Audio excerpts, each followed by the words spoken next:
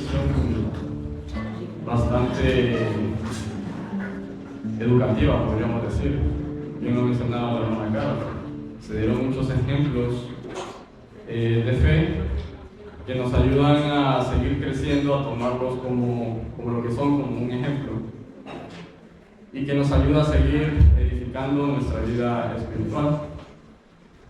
Y debido a esta lección, he tomado bien, pues, tomar un tema que podríamos decir que está relacionado, y es en quien confiamos. Porque podríamos decir que la confianza tiene que ver con la fe, si lo vemos desde el punto de vista espiritual, o inclusive desde el punto de vista secular, material, podemos decir que donde hay fe, hay confianza, ¿cierto? A través de nuestras etapas de vida, en la medida que vamos confiando en las personas, ya sea en un grupo de personas o en algunas pocas en particular, esto se puede ir dando por temas de afinidad, por temas en común, por honestidad, porque se van creando lo que se llaman lazos, los famosos lazos de confianza. Puede ser un hermano en la carne, un hermano en la fe, un padre, una madre, un amigo de la infancia, amigo ya no de la infancia, sino más adultos. En cada etapa vamos creando esa confianza. Es posible que un amigo que yo tenía confianza cuando estaba niño o amigo de la infancia, ya no es ese amigo de confianza, porque ya cada quien, podríamos decir, tuvo su rumbo, tienen otras amistades, otros propósitos, etcétera, etcétera, etcétera. Entonces, dicho esto, podríamos decir que hay diferentes tipos de confianza. Confiamos en una persona X para tal motivo y confiamos en una persona Y para otro motivo u otra circunstancia.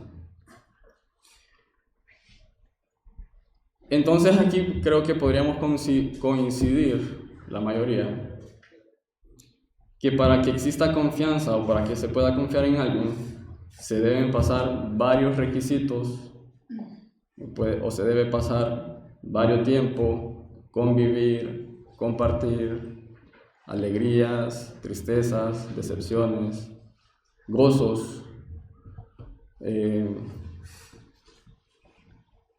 y este tipo de situaciones. También podemos confiar en la opinión de alguien.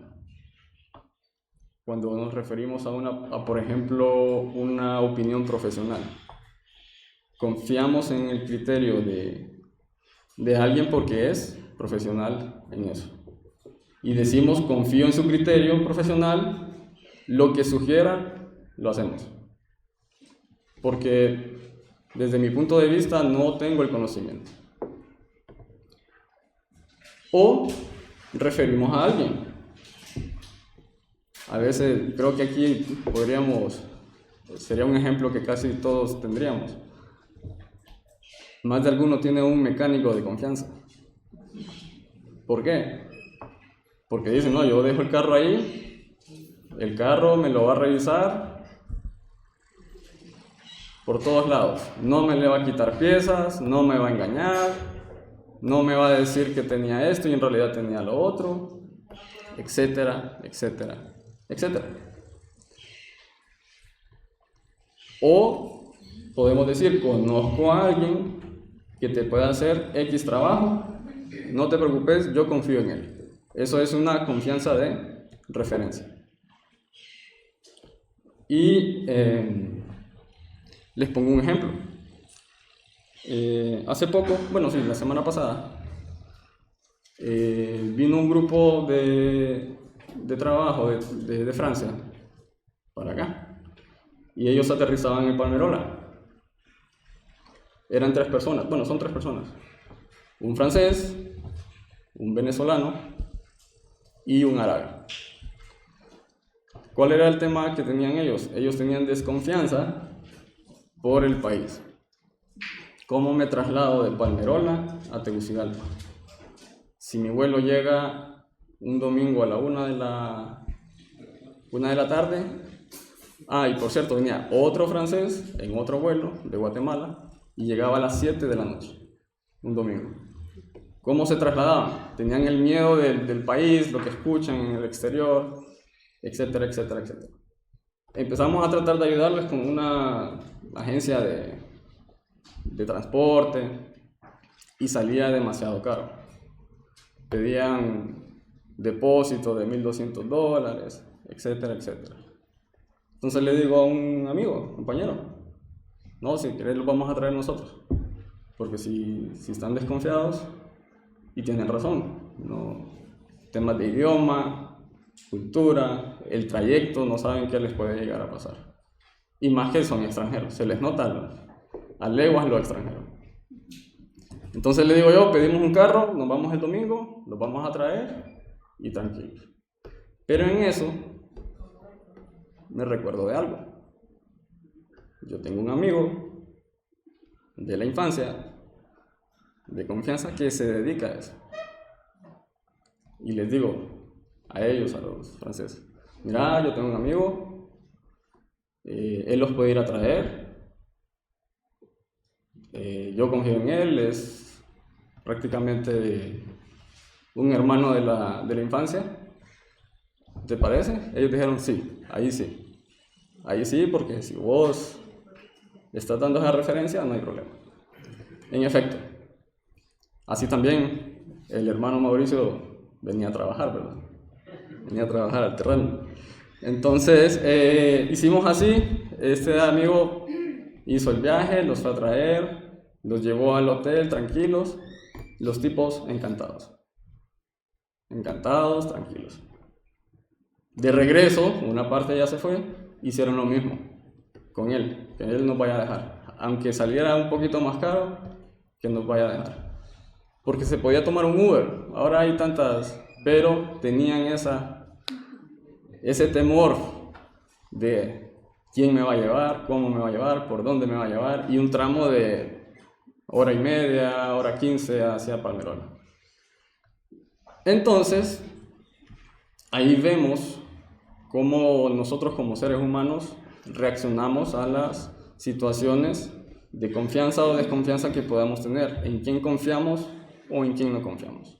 Ahora bien, si lo traemos a la parte que nos interesa, yo siempre he dicho que si resumimos lo que Dios pide de nosotros para salvación, se resume en dos cosas. Uno es obediencia y la otra es que confiemos en Él. Si se fijan, para obtener la salvación, a mi punto de vista, ambos, tanto obediencia como la confianza en Dios, están en nuestras manos. Es decir, que si nos perdemos, es por nuestra falta de compromiso, por nuestra falta de obediencia, invalidando el pacto que hemos hecho con Dios.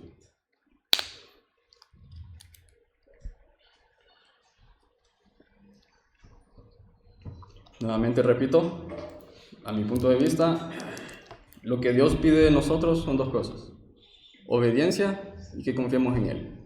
¿Por qué? Porque si obedecemos, estamos seguros, por fe, como lo vimos, que vamos a alcanzar las promesas que el Señor nos promete. Que todo lo que Él nos ofrece va a estar a la mano, pero debemos nuevamente ser obedientes y confiar en Él. Y podemos ver en la Biblia, en la palabra de Dios, tantos ejemplos, como lo vimos hoy, en la mañana, que cumplen obediencia y fe, confianza en Dios. O también podemos buscar, desobedecieron y no confiaron en Dios. ¿Y qué pasa? Se separan del camino con Dios. En esta mañana, hermanos, les pedí a los hermanos que no proyectaran los versos porque hay que ejercitar la búsqueda de los versos.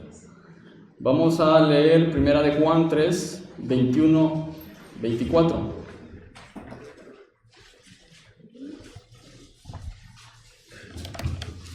Así no tenemos excusa de que a veces decimos, esta Biblia no tiene Malaquías, se me perdió Malaquías, porque no encontramos a Malaquías. Vamos a dar espacio para que podamos buscar el verso. 1 de Juan 3, del verso 21 al 24.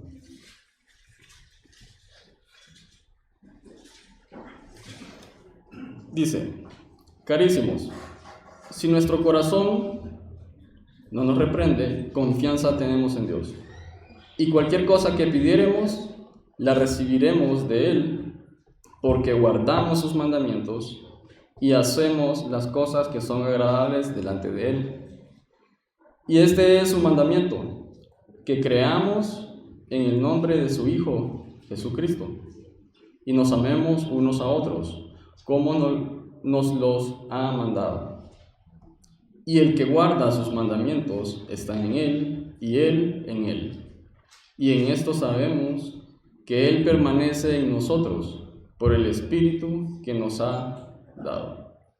Aquí yo voy a recalcar al final del verso 22, que dice: porque guardamos sus mandamientos y hacemos las cosas que son agradables delante de Él. Obediencia. Y menciona que si nuestro corazón no nos reprende, confianza tenemos en Dios. Confianza y obediencia. Guardar sus mandamientos es obedecerle, hermanos. Hacer las cosas que son agradables delante de Él nos asegura, según esta lectura, que lo que pidiéremos y necesitemos, el Señor lo proporcionará. Y cuando hablo de necesidades, tanto material, pero sobre todo espiritual. ¿Qué quiero decir con esto? Si necesitamos poder guardar el sábado, el Señor proporcionará los medios.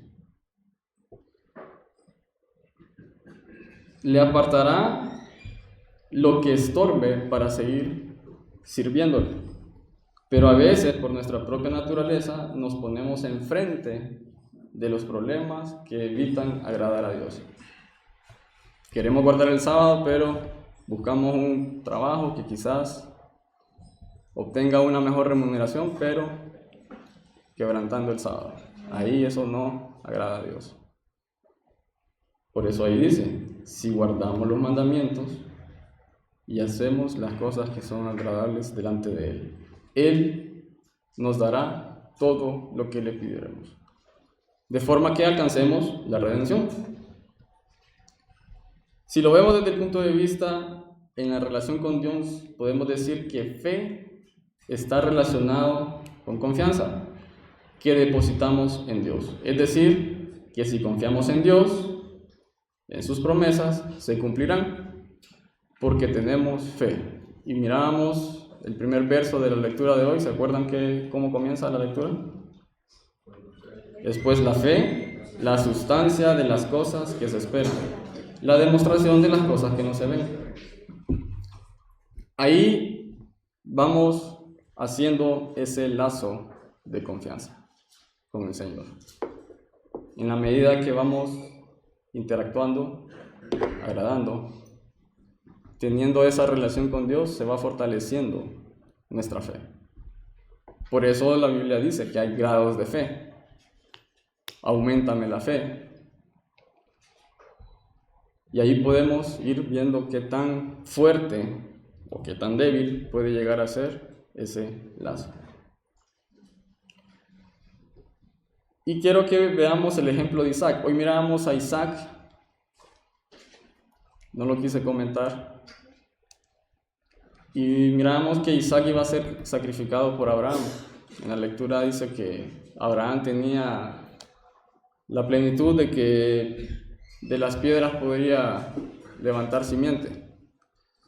Pero ahí se mencionaba Isaac. Isaac, si no estoy mal, y si no estamos mal, era un joven, aproximadamente 17 años. Podríamos decir que estaba en plena fuerza y no se rehusó al sacrificio que iba a hacer su papá. Veamos Génesis 22, 9 al 12.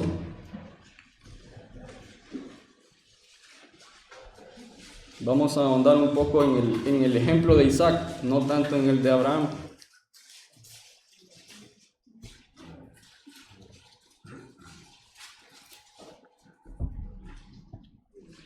Dice Génesis 22, versos 9 al 12.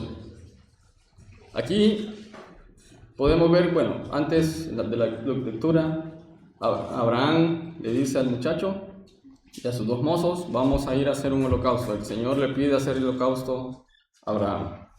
A los dos mozos les dice: quédense acá, que nosotros con Isaac vamos a adorar a nuestro Dios.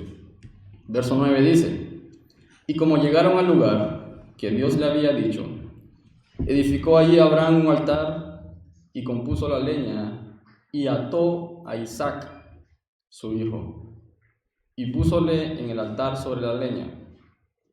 Y extendió Abraham su mano y tomó el cuchillo para degollar a su hijo. Entonces el ángel de Jehová le dio voces del cielo y dijo: Abraham, Abraham. Y él respondió: heme aquí. Y dijo: no extiendas tu mano sobre el muchacho, ni le hagas nada, ya que conozco que temes a Dios, pues no me rehusaste a tu hijo, tu único. Pongámonos en los pies de Isaac, joven de 17 años aproximadamente. Su papá tenía aproximadamente 117 años. Podríamos decir, Isaac bien pudo haber dicho: mi papá ya está viejito, ya esto que me está atando, me está poniendo el cuchillo, no me gusta. Es probable que ya se le haya botado la canica, como se podría decir popularmente. Y el joven, con plena fuerza, con un anciano de 117 años, me desato, me bajo y me voy. Vemos en esa lectura que Isaac consultó algo, rehusó algo. No. Antes sí consulta algo y le dice: papá, vamos a hacer el holocausto, pero no veo el sacrificio. Y que el papá empieza a atarlo y a poner el cuchillo: vos sos el sacrificio. Isaac en ningún momento del relato vemos que puso oposición, pensó algo malo del papá. Yo pregunto hoy en día a los jóvenes de 17 años, ¿qué tan rebeldes podemos ser con nuestros padres? ¿Cuántos jóvenes que yo recuerdo estaban aquí en la iglesia y hoy no los tenemos acá? Porque quizás tomaron su camino, vieron otras situaciones. Isaac agradando a su papá, a Dios, siendo obediente y teniendo confianza. Ambos, tanto Abraham como Isaac, tenían confianza en Dios, tenían fe. A veces casi siempre nos enfocamos en Abraham, pero Isaac era un joven que tenía plena fuerza. Bien pudo haber dicho: y aquí dejo a este viejito y me voy. Pero no. Ahí vemos de alguna manera lo que Dios nos está pidiendo: obediencia y Dios. ¿En quién confiamos? Esos dos varones confiaron en Dios. Y la palabra de Dios nos dice que si depositamos toda nuestra confianza en Dios, y así lo hiciéramos, estaremos dando un fruto. Veamos lo que nos dice Jeremías. Jeremías 17, 7 al 8.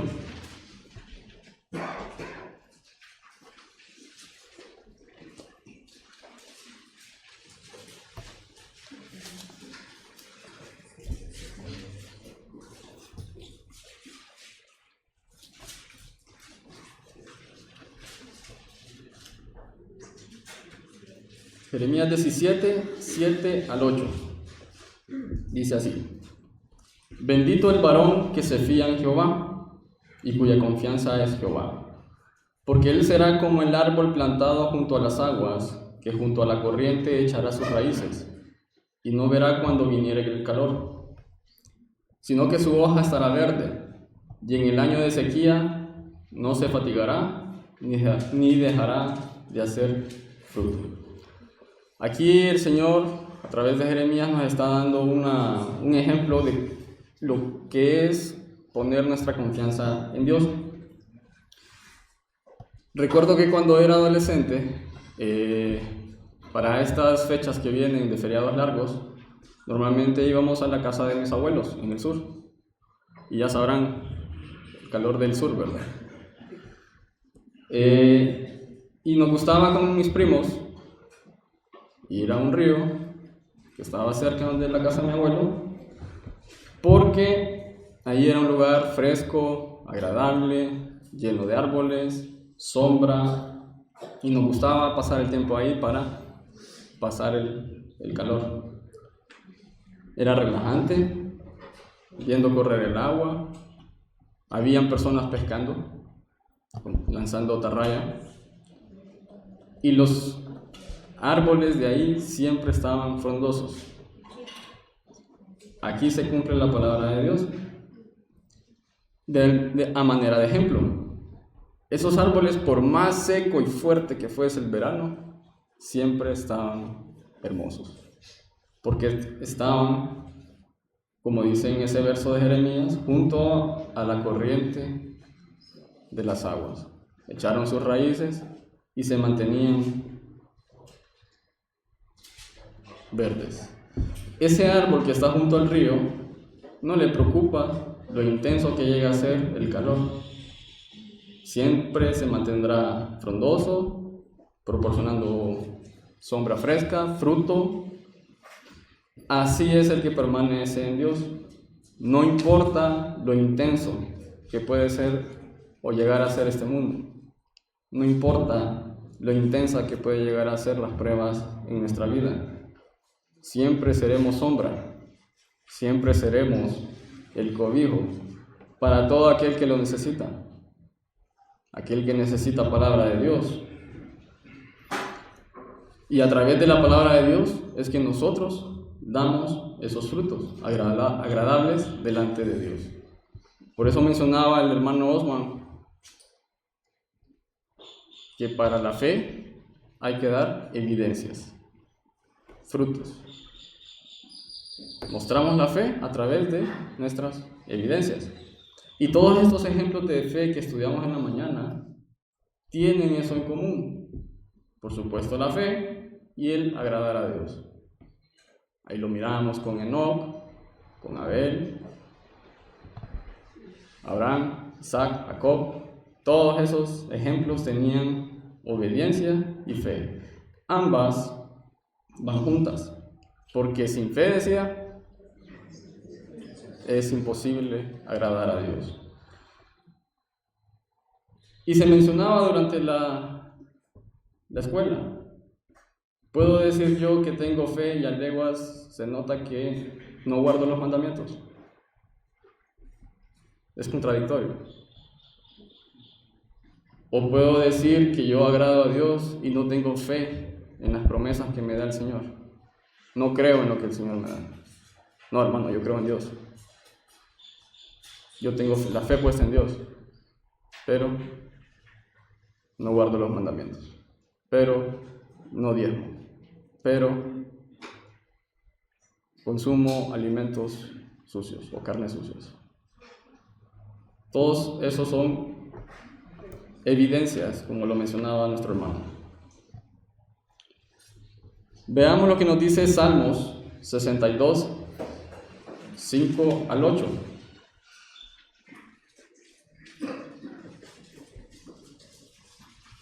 Y vamos a ver en quién confiamos.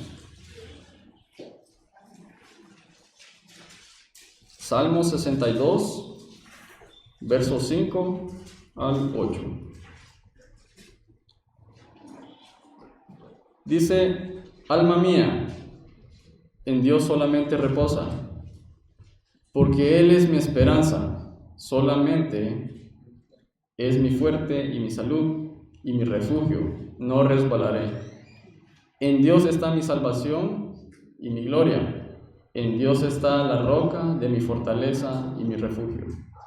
Esperad en Él en todo tiempo, oh pueblos, derramad delante de Él vuestro corazón, Dios es vuestro amparo.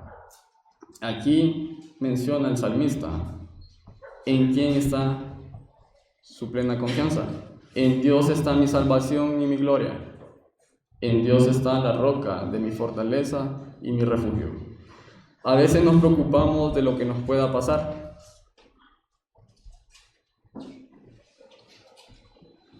Y peor aún, ponemos nuestra confianza en otro que no es en Dios.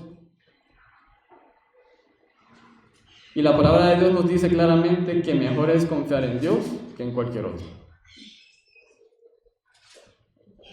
En la Biblia hay tantos ejemplos de confianza en nuestro Señor, que lo salvó en el momento de algo trágico, de la muerte literal, y que los lleva a una vida eterna. Daniel fue un ejemplo de ellos. Sadrach, Mesach y Abednego fue un ejemplo de ellos. Recordemos a estos tres varones. ¿Qué fue lo que hizo el rey Nabucodonosor? Hizo una estatua, ¿verdad? Y cuando sonara la música, dice, la bocina, ¿qué tenía que hacer el pueblo? Adorar. ¿Y qué dijeron estos tres varones? Que su nombre hebreo eran Ananías, Misael y Azarías. Fueron cambiados a Sadrach, Mesach y Abednego. Miramos la respuesta de ellos. La respuesta de ellos está en Daniel. Daniel 3.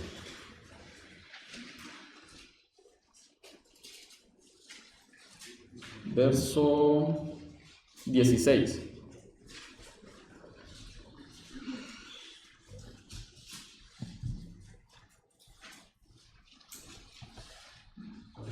Daniel 3, verso 16. Aquí ya estaba molesto el rey Nabucodonosor.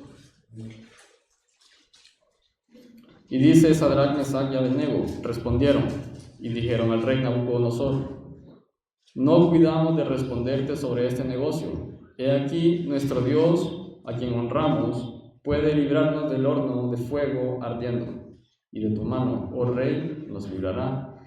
Y si no, sepas, oh rey, que tu Dios no adoraremos, ni tampoco honraremos la estatua que has levantado. Fácil. Qué confianza la que tenían estos tres varones en nuestro Dios. Sepa tú, oh rey, que no adoraremos. El Señor nos va a salvar. Y si no lo hace, no te vamos a adorar. No vamos a adorar esa estatua. Convicción podemos ver ahí también. ¿Y qué fue lo que pasó? Sabemos la historia. Veamos el verso 19. Entonces Nabucodonosor fue lleno de ira, y demudóse la figura de su rostro sobre Sadrach, Mesach y Abednego. Así habló y ordenó que el horno se encendiese 7 veces tanto de lo que cada vez solía.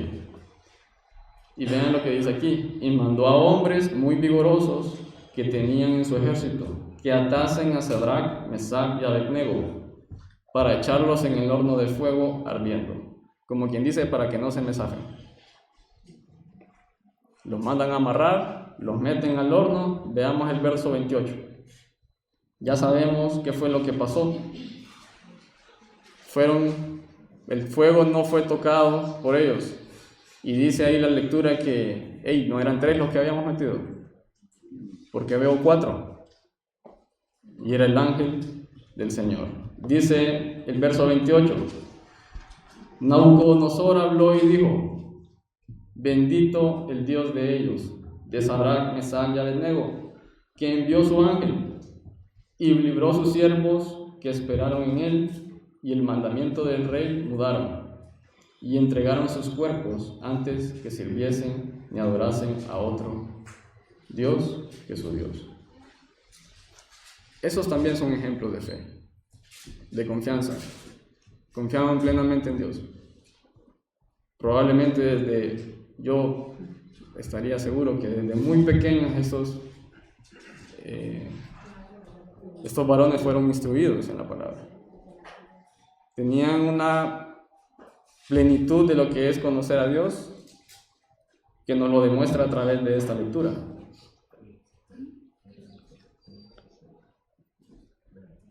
Y el salmista también lo menciona nuevamente. Y aquí es donde nosotros como seres humanos a veces fallamos por nuestra naturaleza humana. Salmos 118, 6, versos 6 al 9.